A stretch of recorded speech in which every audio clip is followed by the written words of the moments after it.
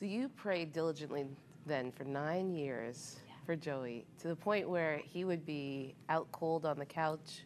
And what would you do? I would anoint him.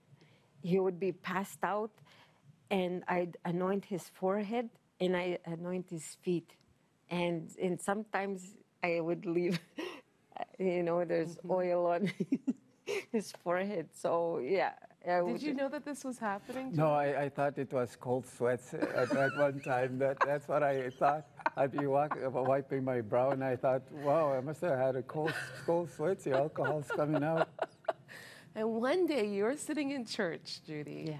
And Joey walks in. Yes. So first of all, Joey, tell me, what was the mindset that you had when you walked into that church service that day? We were partying one side of the community, and we were going to go across.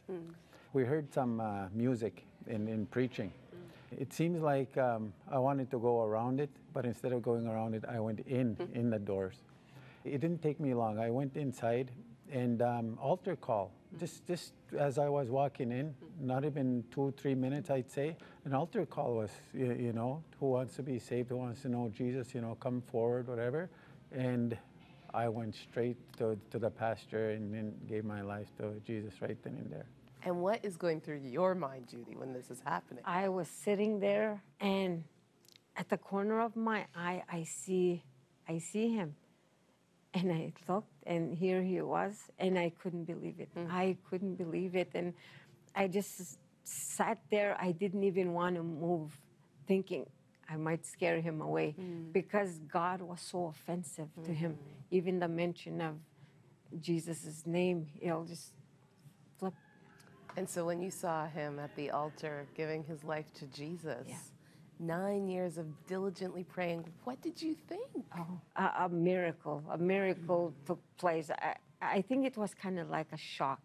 It was kind of like a shock of him coming there, and just like I just had to just take it in, So now, Joey, how have you seen, it's been 9 years, how has your life changed from you were saying, almost the town drunk, to now madly in love with Jesus? I mean, I see it in both of you. Just God is just beaming through you.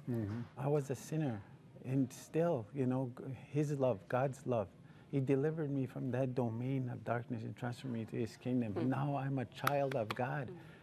I was saved by grace of God through faith, not any works on my part. How good is that? And it's easy when you put God first in your life, in the peace, the joy. Our children feel it. Our children feel it. Our community feels it. Now I'm one of the leaders. God has restored me in my community. So Judy, what would you say to wives watching who, might be diligently praying for their husbands? Maybe it's not alcohol, but maybe something else. What would you say to them? I would say, don't give up. Be diligent in seeking God. Just be diligent, because it is through what you're going through that God is also dealing with our own hearts, with your own heart, right? Because it is through our story, God really laid the foundation to my walk. It made me cry out to God. I would go into my prayer closet, and then I learned to ask God first before I ask him. Because if I ask God, he's going to deal with him, and then God will give me an answer. So I learned to depend on God. And so the wife that are watching, trust in God, and just lean on him, because it's through your prayer that he's going to speak to the husband.